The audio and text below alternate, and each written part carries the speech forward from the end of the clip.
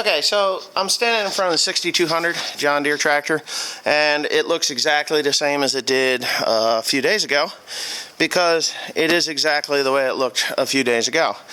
As you saw in the one video, or maybe the last video, it wouldn't start. There was, it just wouldn't start. Well, there's a reason it wouldn't start. This tractor sat for 3 years, and due to that fact that it sat for 3 years, the diesel fuel had drained out of that injection pump and caused corrosion, and finally the end result was that it seized up the injector pump. That injector pump is $2,040 from John Deere, and it is only available as a remanufactured injector pump. So, then we can come over here to this side, and maybe I got enough light, maybe I don't, but you can see that there, right there. Some of you guys says, oh, that starter sounds like it needs to be cleaned up and put back in. Well, here's the deal. This starter has a hole in the top of it, right there where that cable is, and due to the fact that it sat outside for 3 years without even being started, condensation built up, and inside that starter is a massive amount of corrosion. So the starter has to be replaced. Well, the starter's $960. Yeah, there is a missing side panel right here, and that missing side panel is that missing side panel there is a let me think here, obsolete. So I'm hoping that the owner of this tractor actually has that thing, because it doesn't look like it was missing for very long, and I hope he has that thing. If he doesn't, then he has to buy this piece and that piece there together, because they do make an upgraded kit. I put a new battery in it.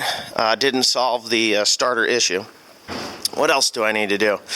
The turbocharger actually does spin freely, which is a plus, because it really would have been annoying as hell if it hadn't. The fortunate thing is there's this muffler here. That muffler sticks in there, and the water that was down in here actually only ever went down into the cylinder head. And I think this engine's a little tight.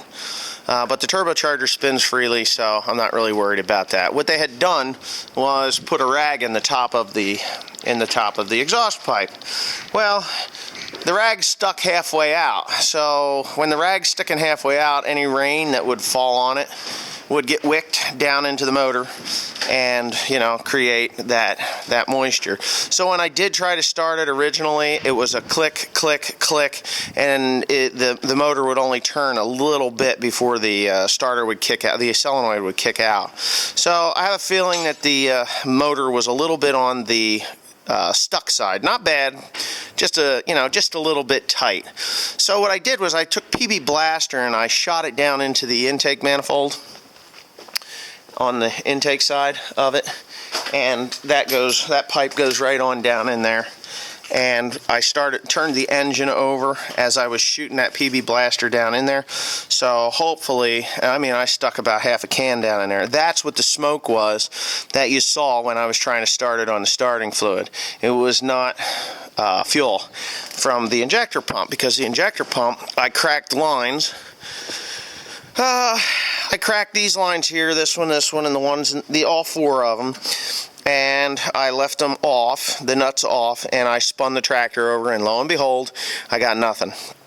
So that led me to believe that injector pump is obviously seized up, because I pulled this little port off the top here. Maybe you won't be able to see it, I don't know, but there's a port right there, that black one.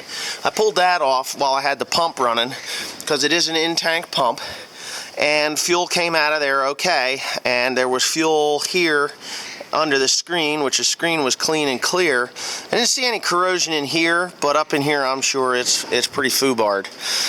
So anyway, so that's a story. Ordered the parts today. Of course, it's about $3,000 for those two pieces, and I did order some seat parts, because the seat is just absolute nightmare. Anybody that goes to run it, yeah, okay, a tractor runs, but if you can't sit on it, what's the use in having a tractor? The armrests are shot, the back is shot, and it's just not a very hospitable piece of equipment to run. So I decided to do that, and I got the okay from the owner. So there it is. That's the 6200 situation right now. The transmission turns free, the wheels turn free. Everybody's like all fucked up about the differential. There's nothing wrong with the differential, but I will tell you, and I got some very good valid questions, and one of them was, where'd all the facings go? Well, the facings went exactly where they were supposed to go, in the sump. There is a sump screen at the bottom there. And what I did was I had Timothy pour diesel fuel in the top, and I pulled it out with the with a little crow's foot thing, and that pulled all that crap out of there and shone a light up in there, and the bottom was crystal clear. So we're clean and clear on that side of it, so there's no crap in the bottom of the transmission. And as for those facings going through the gears, so what? You know, there's worse things to go through gears like sand, but they're just facings. They drop to the bottom. The screen never pumps them around the gears. There's no gears near those clutches, to be honest with you.